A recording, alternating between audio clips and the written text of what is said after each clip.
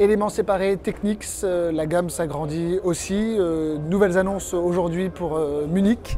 Nous avons donc la gamme de la série G700 qui est ici. Alors aujourd'hui est déjà connu l'ampli SU G700 que l'on voit là, l'ampli intégré, qui n'existait aujourd'hui qu'en finition silver. Donc la nouveauté, vous la voyez, ça sera une finition black, mais qui ne sera disponible qu'à l'automne prochain.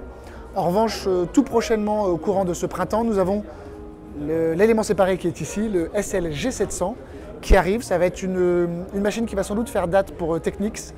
Ça va être un lecteur réseau, mais également CD SACD.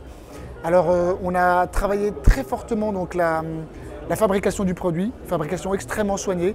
On a 4 compartiments qui vont séparer la partie alimentation générale, tout ce qui est partie circuit numérique, les circuits analogiques et tout ce qui est système de conversion analogique vers numérique.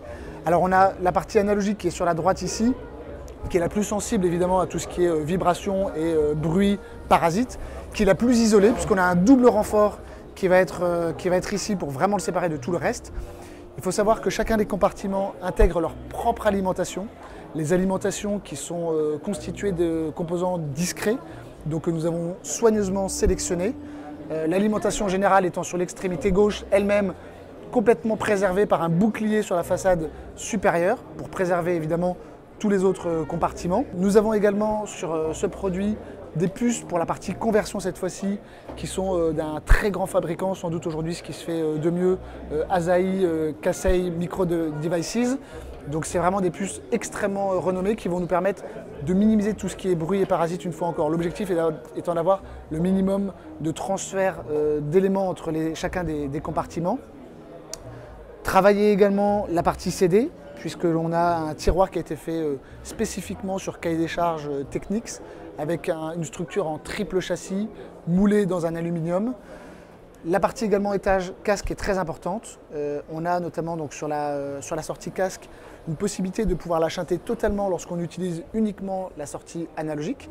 Ce qui veut dire que demain, si j'utilise cet appareil sans mon casque, l'étage casque sera complètement commuté et ne sera absolument pas opérant sur le reste des éléments.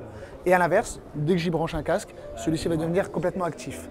Pour la partie en écoute CD ou SACD, on va pouvoir également supprimer tout ce qui pourrait être artificiel, c'est-à-dire que l'affichage que l'on a ici va automatiquement s'éteindre, de manière une fois encore à ne pas apporter le moindre bruit ou le moindre parasite sur l'écoute que l'on peut avoir sur cet appareil. Et puis c'est un appareil qui est résolument connecté, puisqu'il est lecteur réseau, donc ça veut dire qu'il sera connectable en RJ45 ou en Wi-Fi, mais il sera également Bluetooth, AirPlay. Et puis c'est un appareil enfin qui sera Google Chromecast, donc il pourra complètement intervenir dans un environnement multi-room tel que l'on a aujourd'hui sur les C50 ou les futurs C30 qui arriveront à l'automne.